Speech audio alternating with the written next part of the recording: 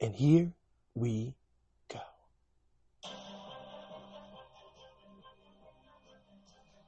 Welcome to the Finance AF podcast featuring John Jessel and Alex Fernandez, official CFP. Official.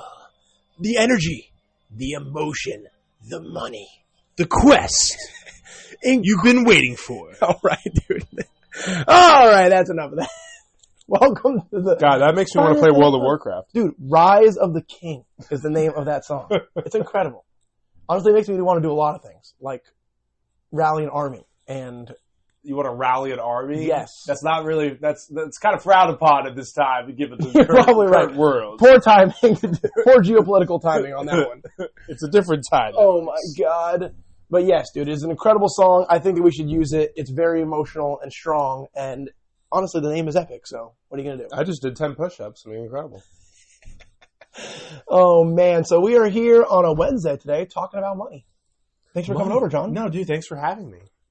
Alex, official CFP. Of course, Gotta dude. make sure we get that in there at least 10 times. Oh, my God. Now that I have said it, I made the mistake of saying it the first time, and now you are just going to say it every time. Wow. I have to. I mean... Make sure everybody knows. Everyone needs to know. Well, if you didn't know, I am a CFP, and we're here to talk about some money. So I think that John wants to talk about budgeting today. Is that what Yes, I think budgeting and credit cards is a great topic. I feel like a lot of times we discuss the markets and everything and what you'd like to invest. And again, everyone's in a different situation. And some people who have been listening since the beginning may not have been able to pull the trigger on anything yet, and they've just been kind of absorbing the information. And I think a big piece of that for a lot of the American people is budgeting. No doubt about it. We're in a very difficult time. Prices of groceries, prices of subscriptions, your electric bill, water, all commodities are going up. Even coffee is getting more expensive. I used to get all this great coffee at Publix, and now I'm paying over $10 for a bag of coffee. And it's just like... For the good coffee, what kind of coffee you get for $10? I don't think consider it like an upper high-end brand. It's the New England coffee. I don't think it's like... But are you getting it at Publix, though? I have to get it at Publix, but I can't buy it until... See, I only get the New England at Publix and it's BOGO. That's what I was going to say. Honestly, I only do that a lot of things at Publix. BOGO is the way to go if you have a Publix near you. You just search the BOGOs. Yeah, search that's the BOGOs. What you go for. Yeah, that's what I go for. I literally have been to a point where I was drinking Celsiuses because I ran out of coffee, but I refused to go to the store to buy it for $10 unless I was getting the BOGO. So and to your point, I will not buy the New England coffee, or any of the coffees really, unless it's BOGO. I kind of like let the BOGO decide which coffee I'm going to buy, which one I'm going to buy. I do that with everything. It's like, what am I eating today? Oh, this is BOGO. Oh, looks like I'm getting sausage today. Dude, speaking of coffee, so we're kind of already getting off on a tangent, but it's budgeting related. Speaking of coffee, dude, I was talking to Tiana the other day, and we were just talking about Starbucks specifically because we were talking about kind of this topic exactly, budgeting and just how a lot of people have probably gone into debt because of this and that and the kind of society where it's at right now. And we were talking about Starbucks specifically, and she was talking to me about how on Starbucks, so first of all, Starbucks is ridiculously expensive, right? Ridiculously. And the coffee's not even... I mean, it's good, but it's not like, oh my gosh, I need to pay like $6 for a venti cup. I mean, I think most people, or maybe, I'm not a Starbucks person, so maybe a Starbucks person is going to climb to the phone and smash me in the face for saying this, but I would think that most people that are Starbucks people would say it's a lifestyle. It is a lifestyle. That's not about the coffee. It's the Equinox, Lululemon, Ulta Beauty style level of. But to that point, right? Literally. So we were talking about how you can like preload money onto your Starbucks app, and that basically instead of paying with like a card, you now pay with your Starbucks app because it has money on it, right? And we were talking about how just like the ridiculousness of that scenario, right? So first of all, you're financing out your coffee, right? So you're paying for it out up in front, and now your coffee is literally just like basically like on like you're using like you're loaning them money. You're giving them like a free loan of $50. Even if it takes me a year to use my coffee, they got my $50 for a whole year to spend and do stuff with. So I'm like giving them the money up front. But furthermore, I feel like it's definitely going to encourage people to go to Starbucks more, right? If I have $50 already on there, it's like when you have cash. When you have cash in your wallet, in a lot of ways it doesn't feel like you're even spending money, right? Because it's like, that doesn't come out of the bank account. Yep. This is the same thing, right? It literally almost like, and because of that, it's almost like it doesn't even feel so bad spending the money. Now we're talking about the coffee. So now not only is it a habit that you form, it's expensive. It's an expensive habit, but you're now like almost encouraging yourself to go more because you gave them the money already. They already have your money. Yep. It's madness, dude. And you find that a lot. I feel like you can do that with Dunkin' Donuts. You can do that with a lot of different companies, preloading it. And I get the appeal. I mean, I can see why for budgeting, which is our topic, that would be good, right? Like if you have a budget for yourself and you want to budget $30 a month for coffee, which I think is ridiculous. But again, I'm not to each his own. But if you want to plan that ahead and you deposit that money, that's your budget. And you know that you're not going to put it on a credit card.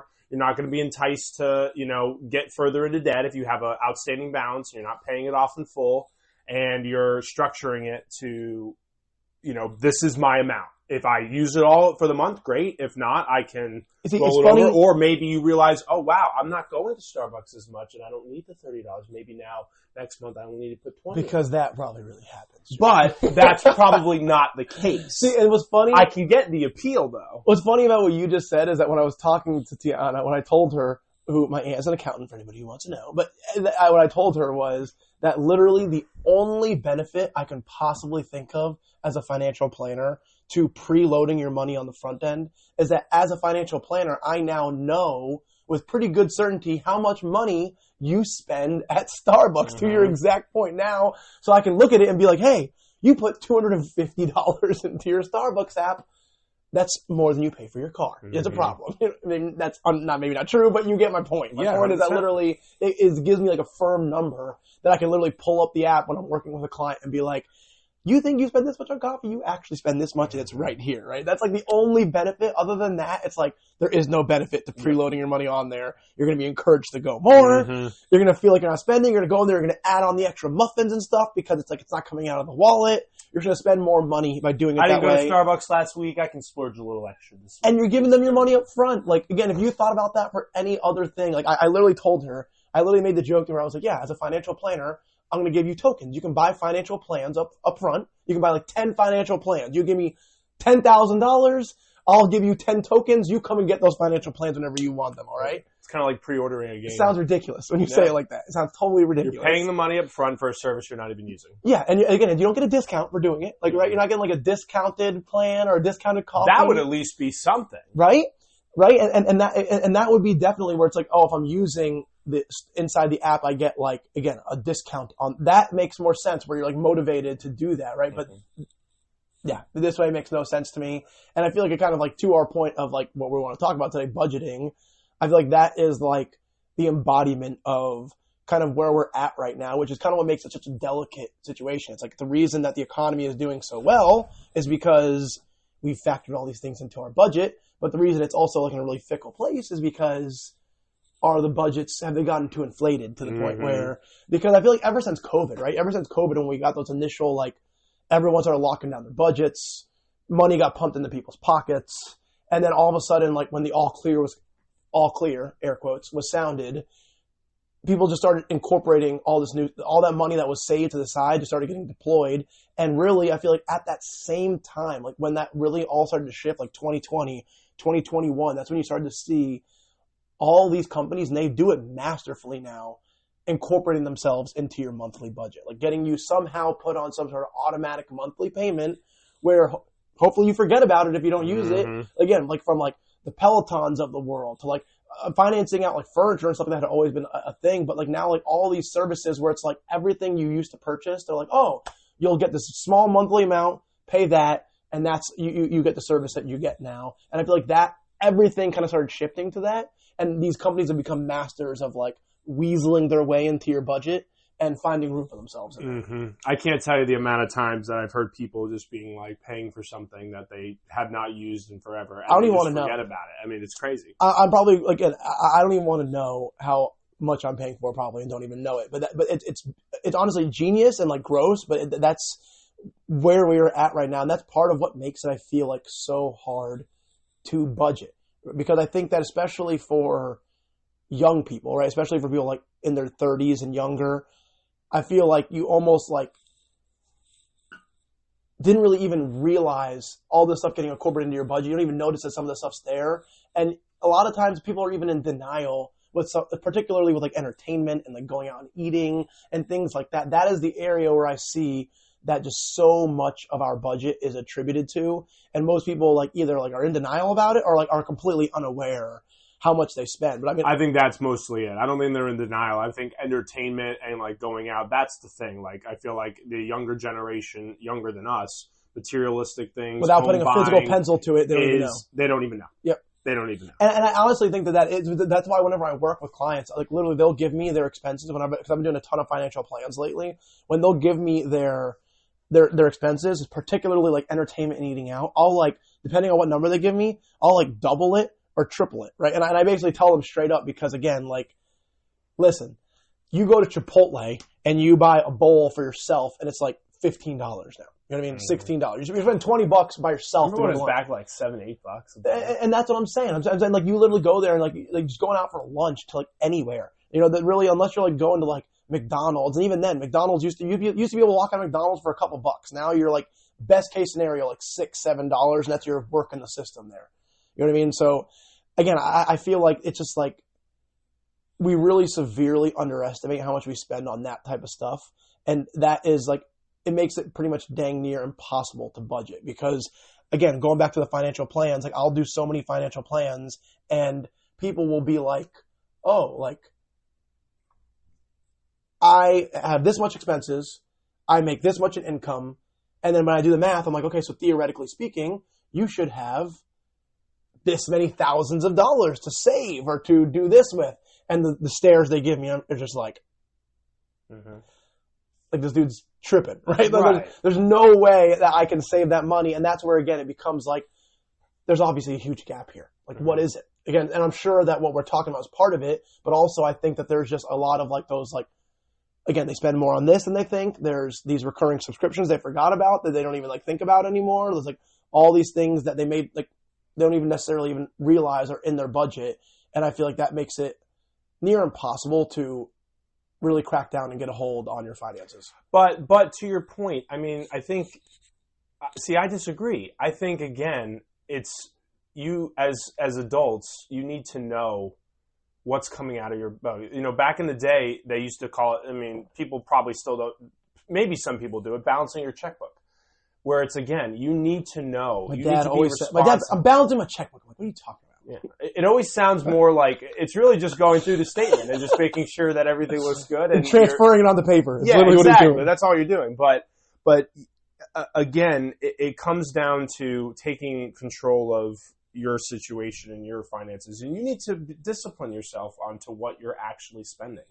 And again, I don't think budgeting is difficult. I think budgeting under false reality is definitely difficult because, again, you're budgeting, but you're not getting everything. And again, I implore everyone who to be disciplined, even if it doesn't look good, to really look at it because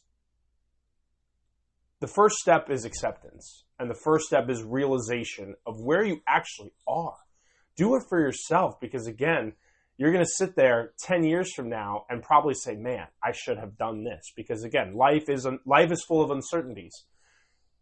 I can't tell you the amount of times I purchased something frivolous or whatever it was. Something came up where maybe it was something I really desired or a bill or a doctor's visit, something completely unexpected. And I'm like, man, I really effed up. Because now it's not even just about paying for it, but it's also playing catch up or not going into debt for it.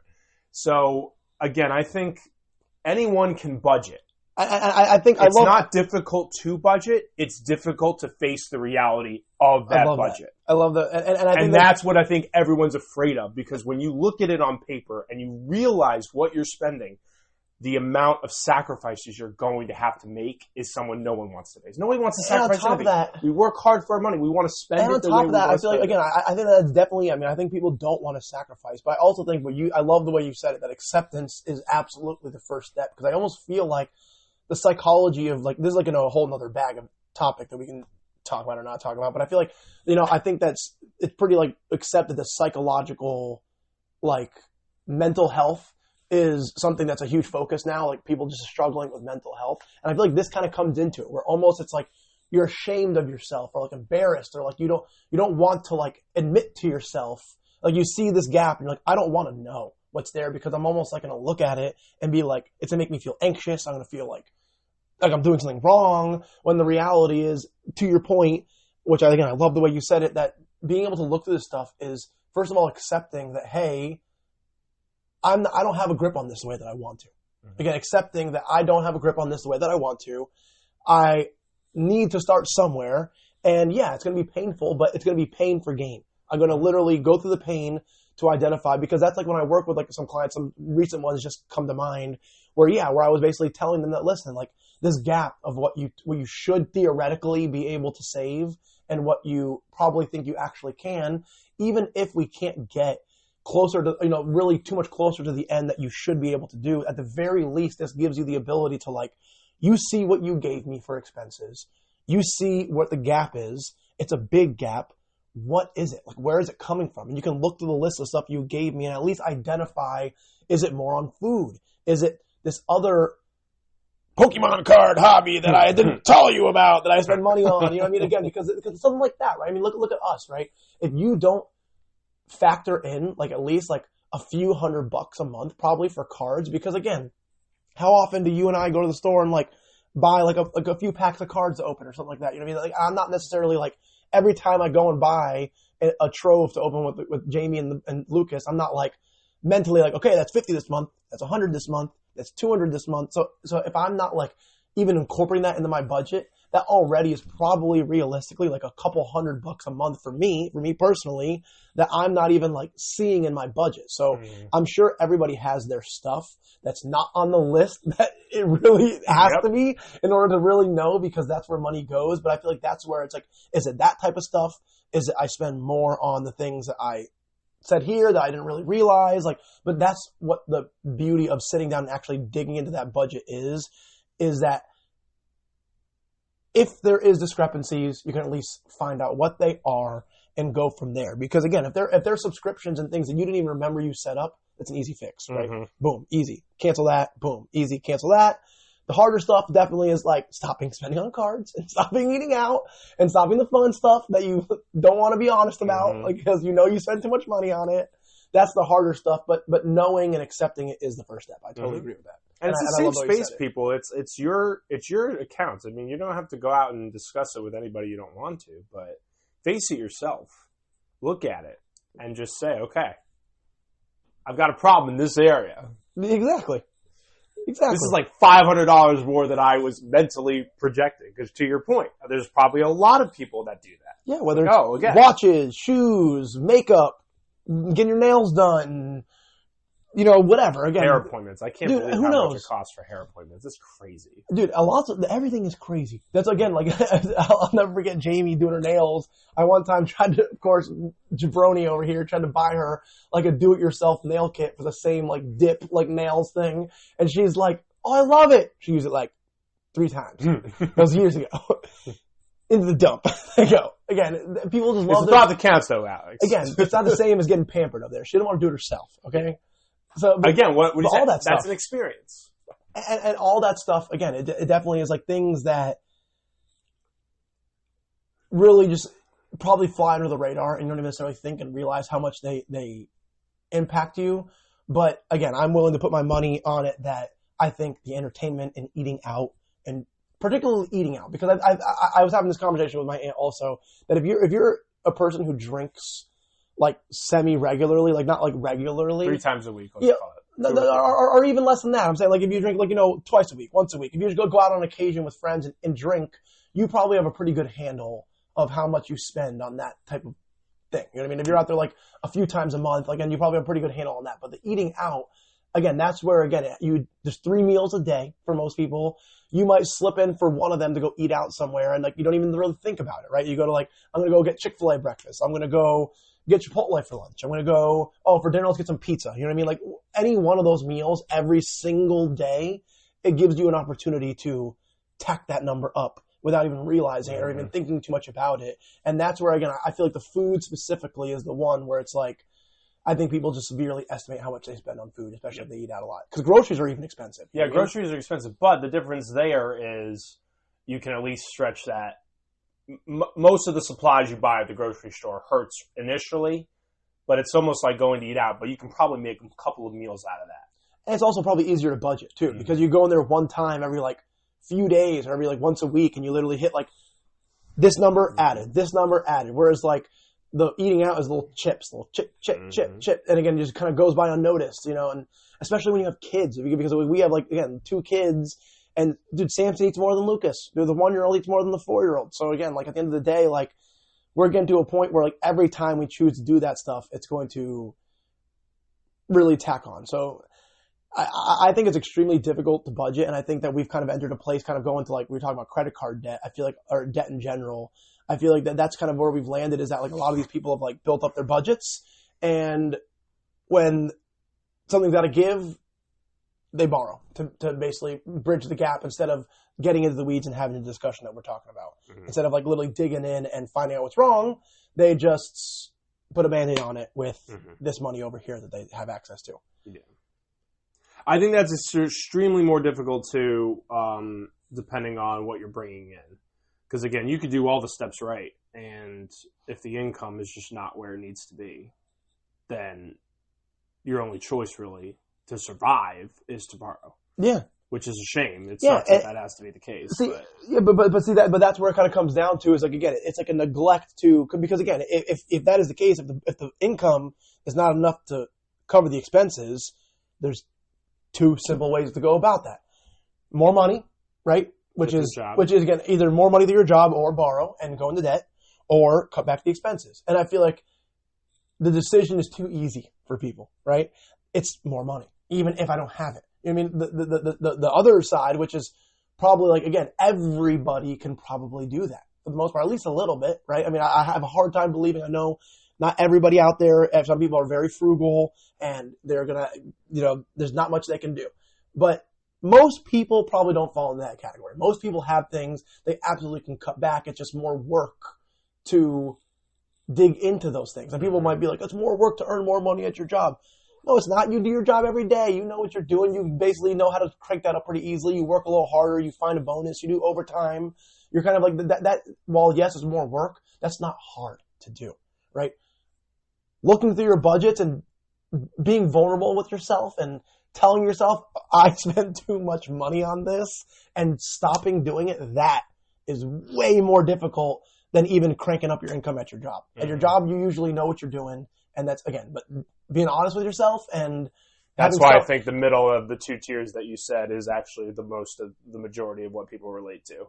It's not the work or the cutting back of the expenses. It's right in the middle. Which is what? That perfect moment of just complete deniability, not wanting to go and work more and do more hours, not wanting to cut back on the expenses. And I think that's exactly where we are right now. Yep. I feel like most people are right in the middle. I feel like that's where we've hit where we are right this very moment, which is why it's like when you look at the economy, it's like such a finicky place to be in. Because I feel like right now we're at that point where like a lot of people are like right at capacity. Like they're like right there. They're like literally either a little bit bleeding on the side of like, I need to borrow a little bit to keep the things on, but it's not that bad. It's like, again, it's enough that where it's like air quotes sustainable in their mind, right? I'm only borrowing $300 a month on this credit line or do whatever. It's not so bad, air quotes, because again, over time that's bad.